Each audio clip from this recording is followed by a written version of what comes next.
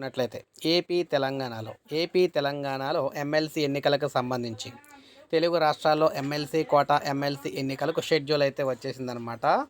మీరు ఇక్కడ చూసుకోవచ్చు, తెలుగు రాష్ట్రాల్లో ఎమ్మెల్సీ కోటాకు సంబంధించి ఎమ్మెల్సీ ఎన్నికల షెడ్యూల్ అయితే కేంద్ర ఎన్నికల సంఘం విడుదల చేయడం అయితే జరిగింది. తెలుగు రాష్ట్రాల్లో ఎమ్మెల్యే కోట, ఎమ్మెల్సీ ఎన్నికలు అంటే ఎమ్మెల్యేలు అందరూ కూడా ఎమ్మెల్సీలను అయితే ఎన్నుకోవడం అయితే జరుగుతుంది. 1/3 ఉన్న మొత్తం స్థానాల్లో 1/3 స్థానాలను ఎమ్మెల్యేలు ఎమ్మెల్సీ కోటా కింద అయితే ఎన్నుకుంటారన్నమాట. ఆ షెడ్యూల్ను కేంద్ర ఎన్నికల సంఘం అయితే విడుదల చేసింది. ఏపీ తెలంగాణలో 5 చొప్పున మొత్తం 10 మంది పదవీ కాలం అయితే ముగిసిందనమాట, ముగియబోతుంది. మార్చి 29 నాటికి ఏపీలో యనమల రామకృష్ణుడు, జంగా కృష్ణమూర్తి, పి అశోక్ బాబు, తిరుమల నాయుడు, దువ్వారపు దువ్వారపు రామారావు పదవీ కాలం అయితే ముగిసింది, అంటే ముగియనుంది.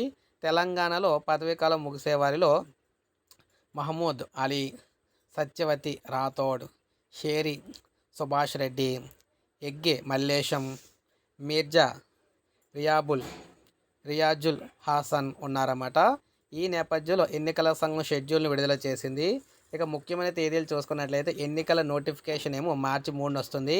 నామినేషన్ల ప్రక్రియ మార్చి 10 ప్రారంభమవుతుంది. నామినేషన్ల పరిశీలన మార్చి 11 ఉంటుంది. నామినేషన్ల ఉపసంహరణ మార్చి 13 అనమాట. ఇక పోలింగ్ చూసుకుంటే మార్చి 20 ఉదయం 9 గంటల నుంచి సాయంత్రం 4 గంటల వరకు పోలింగ్ అయితే జరుగుతుంది.